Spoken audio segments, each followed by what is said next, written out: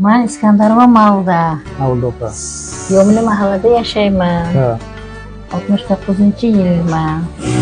1-guruh nogironiman. Mana yaxshi ishlayapmiz, Xudoga shukr. Nimalar tikasiz? Xalat, nimalarda, banitsalarga, nimalarga. Nima bersalar tikib beraveramiz. Necha yildan beri ishlayapsiz?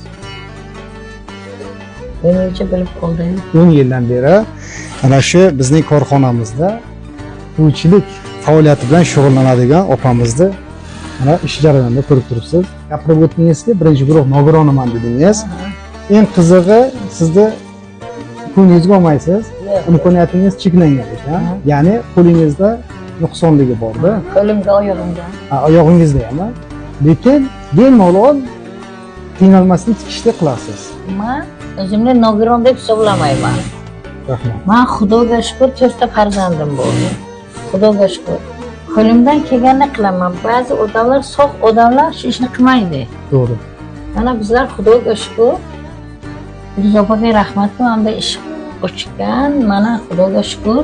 Mana ishlayapmiz. Nima qilyapmiz? Xudoga shukr. Qo'lingizni ko'rsata olasizmi? Xudoga bo'lsa, imkoniyat bo'lsa. Mana opamizning qo'llari, haqiqatan imkoniyatlari cheklangan ikkita qo'llarida, oyoqlarida bor ekan, lekin hech qanaqa qiynalmasdan 4 muchali sog'lom insonlarimizdan ham mukammal tikuvchiliklarni qiladigan opamiz. Allohim sizni panohida asrasin. Rahmat. 4 muchaligingiz sog' bo'lsin. Ana shu Rahmat. tikishlarda, ana shu xalq xizmatidan hech qachon charchamang. Rahmat. Sizlar ham sog' salomat bo'linglar. Sog' Rahmat. salomat yuringlar.